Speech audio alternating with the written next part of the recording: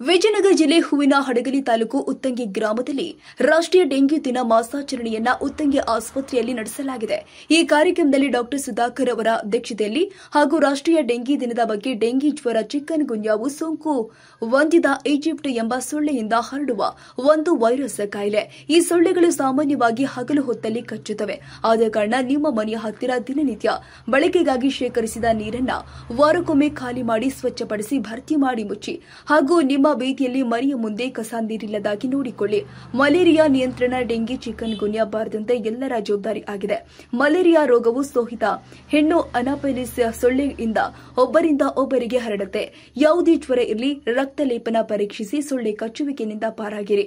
Malaria ರೋಗ, dengue, chicken ಗುನ್ಯಾ ರೋಗ ಬಾರದಂತೆ ಎಚ್ಚರ ವಹಿಸಿ ಎಂದು ಡಾಕ್ಟರ್ ಸುಧಾಕರ್ ಸಾರ್ವಜನಿಕರಿಗೆ ತಿಳಿಸಿದ್ದಾರೆ. ಹಾಗೂ ಕಾರ್ತಿಕ್, ಅರುಣ್ ಕುಮಾರ್, ಆಶಾ ಮೇಲ್ವಿಚಾರಕರು ಆದ ಶ್ರೀಮತಿ ನೇತ್ರಾವತಿ, ಮೇಲ್ವಿಚಾರಕರು ಆದ ಕಲ್ಪನಾ, ಆರೋಗ್ಯ ಸಿಬ್ಬಂದಿಯವರು, ಆಶಾ ಕಾರ್ಯಕರ್ತರು, ತಾಯಂದಿರು, ಊರಿನ ಪ್ರಮುಖರು ಈ ಕಾರ್ಯಕ್ರಮದಲ್ಲಿ ಭಾಗಿಯಾಗಿದ್ದರು.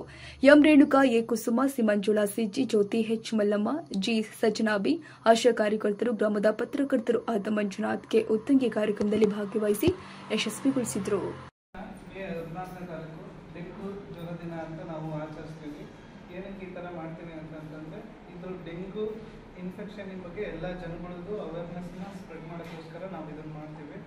ನೀವು ಈ ಡೆಂಗು ಏನಕ್ಕೆ ಬರುತ್ತೆ, ಯಾವ ಕಾರಣಕ್ಕೆ ಬರುತ್ತೆ, ನೀವು ಯಾವಾಗ ತೋರಿಸ್ಕೊಬೇಕು, ಇವೆಲ್ಲವೂ ನಿಮಗೆ ತಿಳಿದಿರಬೇಕು. ಅದನ್ನು ನಾವು ಇವತ್ತು ನಿಮಗೆ ಎಲ್ಲರಿಗೂ ಕೂಡ ಎಕ್ಸ್ಪ್ಲೇನ್ ಮಾಡ್ತೀವಿ.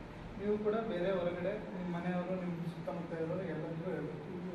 ಡೆಂಗು ಅಂತಂದರೆ ಇದು ಬರೋದೇ ಪ್ರಮುಖವಾಗಿ ಸೊಳ್ಳೆ ಕಡಿತದಿಂದ, ಸರಿನಾ? ಅದು ಈಡಿಸ್ ಈಜಿಪ್ಟ್ ಅಂತ ಒಂದು ಸೊಳ್ಳೆ ಇದೆ.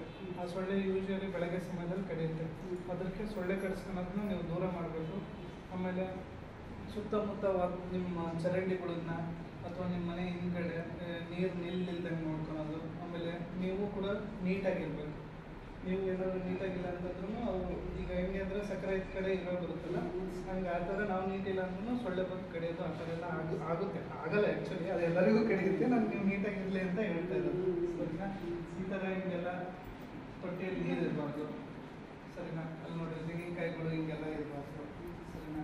ನೀವು ಈ ಥರ ನೋಡಿ, ಇವೆಲ್ಲ ನಮ್ಮ ಆಶಾ ವರ್ಕರ್ಸ್ ಎಲ್ಲರೂ ಬರ್ತಿರ್ತಾರೆ ನಿಮ್ಮ ಫೀಲ್ಡಿಗೆ. ಬರ್ತಾರೆ, ನೋಡಿದ್ದೀರ ಅವ್ರನ್ನ? ಬರೋದನ್ನ ಬಂದು ಏನು ಮಾಡ್ತಾರೆ, ಏನಂತ ಹೇಳ್ತಾರೆ?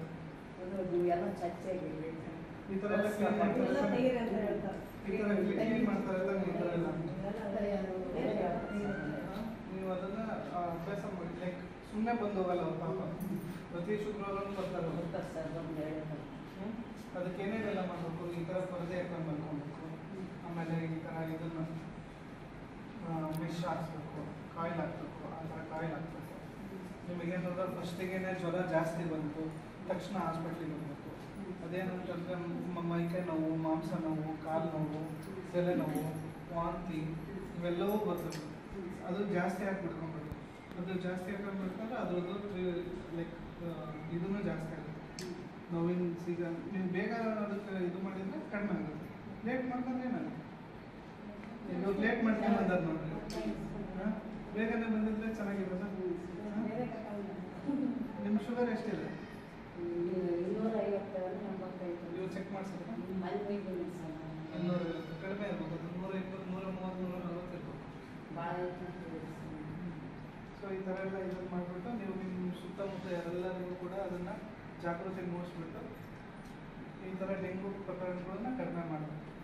ನೀವು ಆಮೇಲೆ ನಿಮಗೇನಾದರೂ ಜ್ವರ ಬಂತು, ಏನಾದರೂ ಸುಸ್ತಾಯಿತು ಅಂತಂದರೆ ತಕ್ಷಣವೇ ನೀವು ಹಾಸ್ಪಿಟ್ಲಿಗೆ ಬಂದು ಇಲ್ಲಿ ಏನು ಫೆಸಿಲಿಟಿ ಇದೆಯೋ ಅದನ್ನು ಉಪಯೋಗಿಸ್ಕೊಂಡ್ಬಿಟ್ಟು, ಸುಮ್ಮನೆ ಬಿಡು ಜ್ವರ ಬಂದದ್ದು ಬಿಡು, ನಾಳೆ ಹೋಗೋಗ್ಬಿಡು, ನಾಳೆ ಎಷ್ಟೊಂದು ಜನ ಇವು ನೆನ್ನೆ ಆಗಿರುತ್ತೆ ಜ್ವರ, ಒಂದು ವಾರ ಆದ್ಮೇಲೆ ಬರ್ತದೆ ಕಡಿಮೆ ಆಗಿಲ್ಲ ಅಂತ, ಅಷ್ಟೊತ್ತಿಗೆ ಅದೆಲ್ಲ ಒಳಗಡೆ ಜಾಸ್ತಿ ಆಗಿರುತ್ತೆ.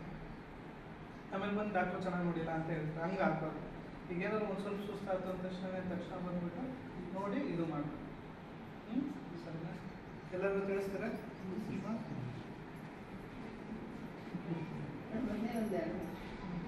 ಹೇಳಿ.